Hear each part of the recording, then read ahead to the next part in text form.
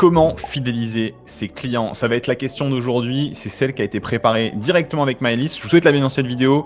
Bonjour à tous, bonjour à toutes. Si jamais vous aimez la vidéo, comme d'habitude, s'il vous plaît, cliquez sur le bouton like et surtout abonnez-vous parce que chaque semaine, on publie des tonnes de vidéos, de tonnes de contenu pour vous aider à développer votre activité et surtout pour vous aider d'une certaine manière parce que chez Wolfeo, c'est notre mission, vous aider à libérer votre potentiel d'entrepreneur et de créateur afin d'impacter le monde et en fait de vivre de votre passion. C'est un petit peu l'objectif. Donc aujourd'hui, je suis avec Maëlys. Bonjour Maëlys. Tu peux me reprendre ta question un petit peu, me la reposer parce que tu me l'as préparée et j'aimerais qu'on parle un peu de ça. Non, très bien. Je voulais juste te poser cette question effectivement parce que on dit souvent qu'il est plus facile de vendre un nouveau produit à un client existant que de trouver un nouveau client. C'est-à-dire que trouver 10 clients, c'est plus facile que d'en trouver 100 000 à petit ticket. Donc ça veut dire quelque part qu'il faut vendre cher à un client. Donc est-ce que c'est vraiment plus facile ? C'est vrai que si jamais vous avez une thématique dans laquelle vous n'avez pas la possibilité de créer trop de produits, trop d'informations différentes, et surtout de produits différents, il va être forcément plus intéressant pour vous de créer des produits qui vont être plus chers. En tout cas, une offre qui va être plus chère, ça sera plus simple pour créer de la marge et finalement générer du chiffre d'affaires. Si on en revient à la question de base, qui est vraiment de savoir comment fidéliser vos clients, il y a vraiment des critères qui sont ultra importants et qui sont basiques. Quand vous voulez fidéliser vos clients, il faut que vous ayez des produits de qualité. Si jamais vous avez un produit de qualité, des produits qui vont servir vos clients, qui vont leur apporter ce pourquoi ils se sont inscrits, ce que vous leur avez vendu en fait, cette promesse que vous leur avez faite, et bien à partir de ce moment-là, de l'autre côté, ça sera beaucoup plus simple de leur revendre des produits, de leur revendre des services et surtout de tenir la relation avec eux. Parce que si jamais vous partez de ce principe-là, une personne s'inscrit, elle va acheter votre produit qui va coûter même 100 euros, même 10 euros, et que l'autre côté, la personne n'est vraiment pas satisfaite du produit. Elle n'est pas satisfaite du support client, du temps de réponse, de tous ces aspects-là, parce que le produit, ce n'est pas uniquement le produit, c'est tout ce qu'il y a autour aussi. C'est le support client, c'est votre réactivité quand il y a besoin de questions au niveau de la comptabilité, c'est éventuellement des questions au niveau du produit à l'intérieur du service après-vente, c'est toutes ces questions-là, toutes ces choses qui sont à l'intérieur et autour du produit.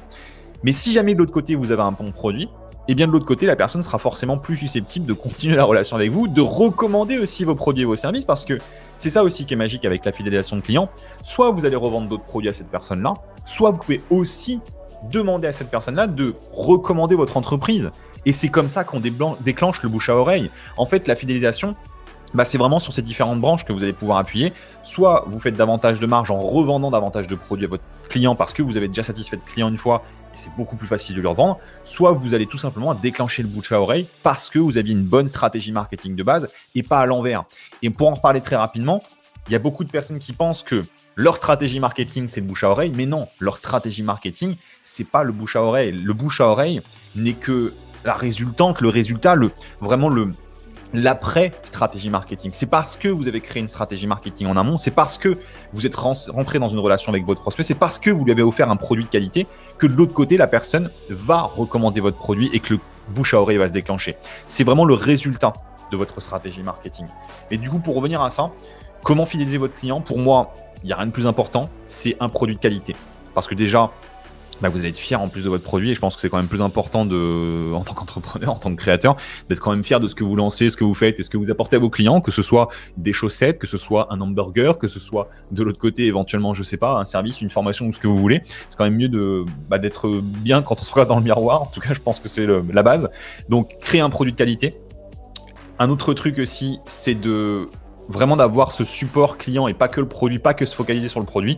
Et surtout aussi, il y a un petit truc qui peut vraiment permettre de déclencher encore plus cette satisfaction vraiment au niveau de votre client, c'est de over-deliver. Donc, c'est-à-dire que quand vous allez créer un produit, quand vous allez faire une offre, de ne pas hésiter en fait à rajouter quelque chose de plus. C'est un truc tout con, mais quand on va par exemple en Airbnb, quand on va en vacances, quand on va quelque part, on arrive dans le Airbnb et souvent en fait, il y a des toutes petites attentions.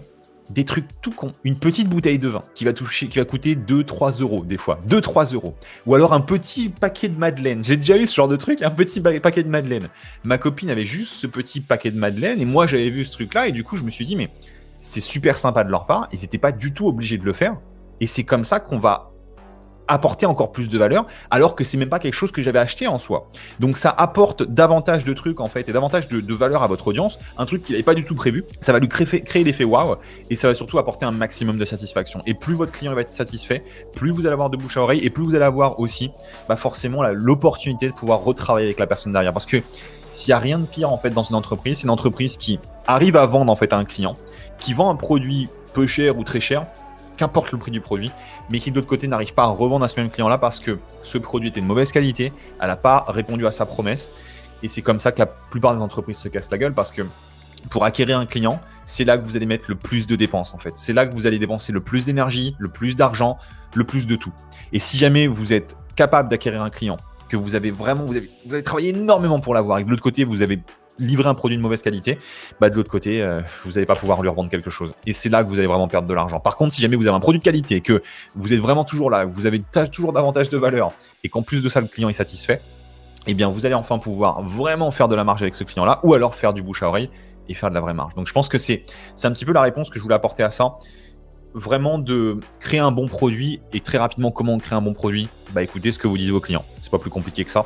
Quand vous êtes restaurateur, c'est tout con, mais on voit souvent, il y avait une émission qui passait ici en Angleterre, c'est avec Gordon Ramsay, c'est Kitchen Nightmare. Kitchen Nightmare, c'est l'équivalent, je crois, de Cauchemar en cuisine avec Estebes, si je dis pas de conneries en France. Et c'est toujours marrant, ça me faisait juste rigoler à chaque fois qu'ils étaient dans la cuisine et qu'il y avait un retour d'un client qui disait que le truc était trop salé, ou alors qu'il était trop copieux, ou pas assez copieux, ou dégueulasse tout simplement. Le chef en fait se braquait immédiatement. Et il disait que c'était les clients qui se trompaient, qu'il était à côté de la plaque, qu'il n'y connaissait rien, que c'était une histoire de goût. Et en toute sincérité, c'est la pire des réactions que vous pourriez avoir. C'est comme ça qu'on a une entreprise qui évolue pas, qui va pas améliorer ses produits, et surtout qui va pas avoir de clients. Donc si jamais vous voulez avoir des bons produits, écoutez vos clients, vous leur demandez qu'est-ce qui va, qu'est-ce qui ne va pas, mais surtout demandez-leur ce qui ne va pas, parce qu'on s'en fout de ce qui va en soi, sauf si jamais vous avez besoin de témoignages bien sûr, mais si jamais vous voulez améliorer votre produit, ce qui vous importe c'est ce qui ne va pas, ce qui est problématique, ce que vous pourriez améliorer, demandez-leur systématiquement. Servez-vous des séquences email pour demander ça, servez-vous des appels téléphoniques aussi, n'ayez pas peur de prendre le téléphone pour discuter avec des personnes qui n'ont pas forcément acheté votre produit, ou qui ont acheté votre produit et qui n'ont pas été satisfaits, ou juste pour avoir leur avis en fait. Demandez-leur. Ça vous permettra de créer un meilleur produit. De l'autre côté, ce meilleur produit vous apportera une meilleure notoriété, fidélisation. C'est un cercle vertueux. C'est un cercle vertueux, et c'est un petit peu comme ça que ça va bien se passer. Donc voilà, je pense qu'on a répondu à la question. T'as peut-être un complément à rajouter, Maëlys ? En fait, juste oui, finalement, fidéliser un client, même si on n'a rien à lui revendre derrière, ça a quand même de l'intérêt, ne serait-ce que pour la recommandation pour d'autres clients et le développement, si on est toujours obligé de recruter de nouveaux clients, parce qu'il y a des business models malheureusement qui peuvent pas, enfin malheureusement ou heureusement, j'en sais rien, mais qui sont pas basés sur la revente de produits, mais sur voilà, ça peut être un moment. Je pense à la puériculture par exemple. En général, une femme va pas avoir 45 bébés, donc c'est des produits qui sont finalement voués à ne pas être rachetés, mais ça reste super important finalement, et tu nous l'as bien expliqué, puisqu'un client satisfait est un client qui peut aussi témoigner ou recommander ou acheter pour d'autres personnes. C'est ça, alors je vais rajouter encore un autre complément par rapport à ce que tu viens de dire, tu m'arrêteras si je me trompe, mais prenons l'exemple de la puériculture, c'est ça, je sais pas si je prononce bien, c'est pas mon domaine, je suis désolé, mais ce truc-là, en fait, c'est vrai qu'il y a des business sur lesquels vous n'allez pas avoir forcément 50 000 produits à vendre à votre client, parce qu'il prend juste la prestation où ça lui arrive, voilà, elle est enceinte, de l'autre côté, elle a besoin de régler tout ça, et bien, elle a ce médecin, je sais pas si c'est un médecin, mais bref, elle a cette consultation qu'elle peut avoir, une fois qu'elle a plus son enfant, et bien, elle a plus besoin de cette personne-là, donc elle est un petit peu bloquée. Par contre, il y a un truc qui va se passer, c'est que cette personne avec laquelle vous avez eu du business, avec laquelle vous avez apporté un conseil, et si jamais elle est satisfaite, eh bien, vous allez pouvoir faire quelque chose de super intéressant, et j'en suis sûr qu'il y a plein de personnes qui n'ont pas pensé, c'est de faire potentiellement des partenariats avec des personnes qui vont apporter une autre solution complémentaire à la vôtre pour justement aider votre client, en fait. Et vous pouvez toucher des commissions sur ça. Prenons cet exemple que tu viens de prendre à l'instant. Qu'est-ce qui empêche finalement cette personne qui fait ses consultations, de l'autre côté, d'aller voir, je sais pas, des profs de sport, des personnes pour de la nutrition, ou alors des thématiques comme ça, pour les aider justement à réaccepter leur corps, ou ce genre de truc. Peut-être que, je sais pas, je me trompe, c'est pas mathématique, j'en sais rien, mais ça peut faire un cheminement en fait. La puériculture, en fait, c'est tous les petits landaux, c'est tout le matériel. D'accord, bon, je me plante peut-être un peu, mais dans tous les cas, ce que je veux dire, c'est que vraiment essayer de trouver la complémentarité.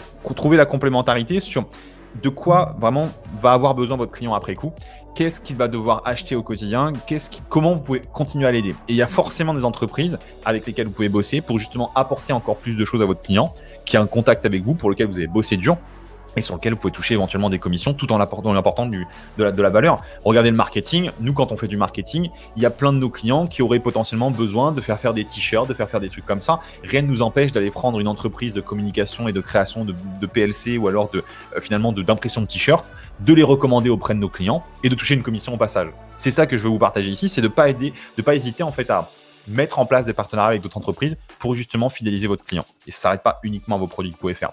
Dans tous les cas, je pense qu'on a bien répondu à la question. J'espère vraiment que vous avez aimé la vidéo. Si jamais c'est le cas, comme d'habitude, vous avez un like en dessous de la vidéo. Appuyez sur le bouton like, faites-le exploser. Et s'il vous plaît, si jamais vous avez la moindre question, qu'on a soulevé un truc sur la puériculture ou ce que je viens de dire, où je me suis totalement planté, eh bien dans la zone de commentaires, vous mettez votre petite question et on essaiera d'y répondre directement dans un prochain épisode avec Maëlys et l'équipe de Wolfeo. Maëlys, je te dis à bientôt. À bientôt.